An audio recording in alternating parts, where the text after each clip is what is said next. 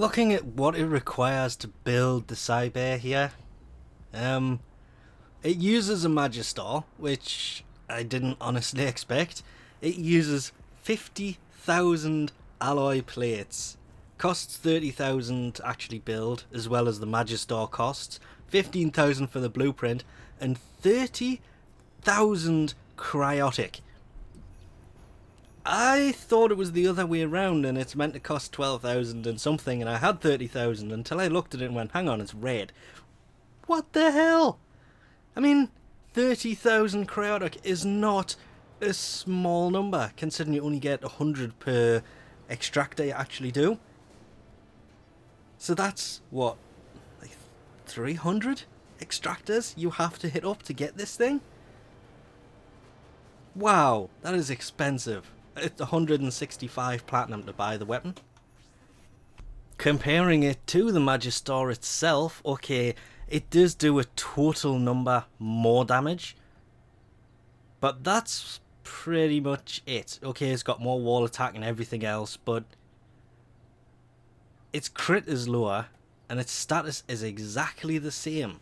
Usually full-blown elemental weapons have got 100% chance to proc, so 10% status seems weird on weapons like this, but it's just the way they work. Even the Jatkitag, it's got more status on it. It seems to share everything else.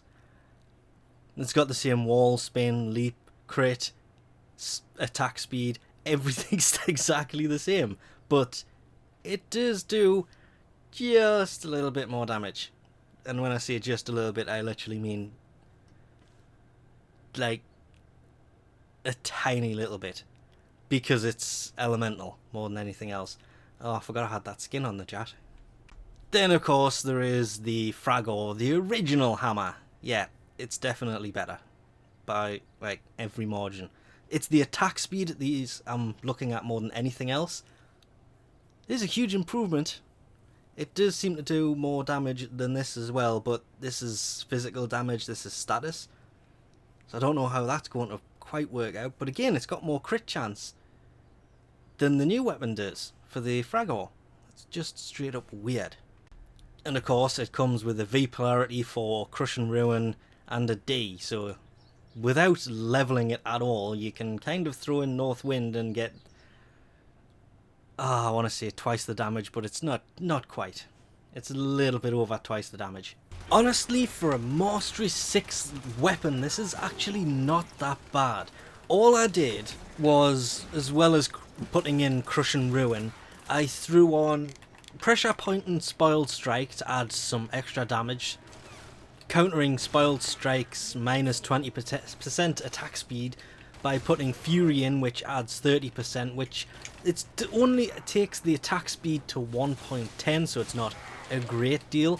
I threw, what is it, Virulent Scourge and Voltic Strike.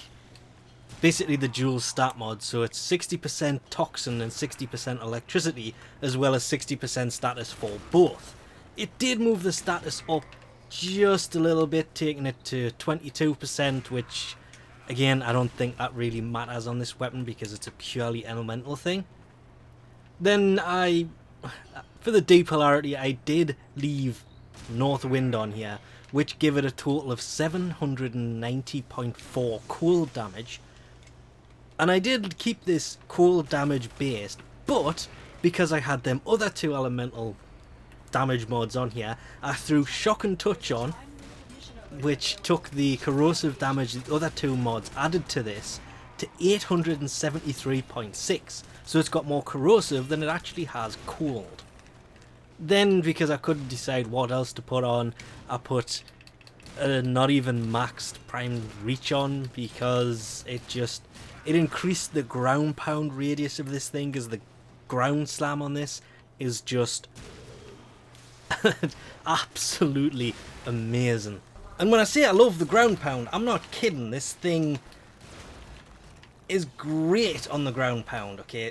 Meleeing a Berserker, not such a good idea here. That, and for some reason the other guy in here is just straight up annihilating me. And I think I just one-shotted a level 31 Berserker. What the hell? Oh, I don't want to be in that. And the other guy's actually gone already. I wonder when he died. Wow, I didn't expect that.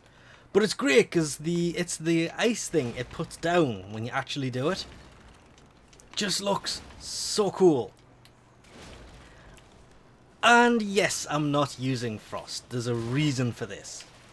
And the main reason is it was expected. Because I said I'm going to put this on, I'm going to use frost with it all the time.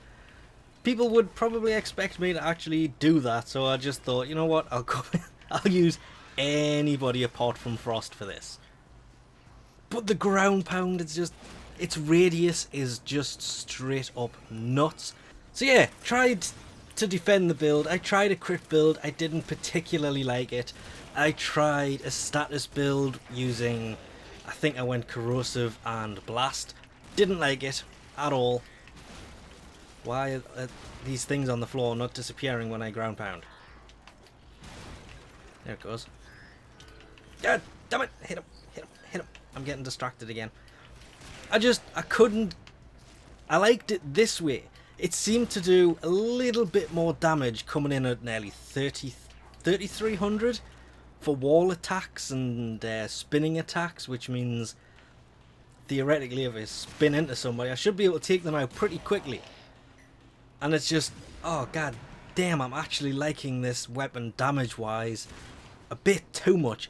And if I can get myself to stop being invisible for a second, the combo is actually pretty easy to pull off. And its charge attack's pretty cool. And it's mainly it's why I used to use whips a lot. That had good range, which this has. Its range is actually quite nice. And when you used to ground pound, it would actually knock enemies over, which is something this does. I think I will be retiring my Nikana Prime for this. Simply, not because it does a lot of damage, which it does. That was a level 31 Grenier. But just solely down to the fact of when I ground pound, I knock them over quite a distance away. Let's see how far I can get. Yeah, that should do. Boom. Nope, too far. Now that's still a nice distance, which makes it great for opening crates, and I should be able to do it. I just opened every crate in this room. Yeah, definitely like this weapon. Way too much.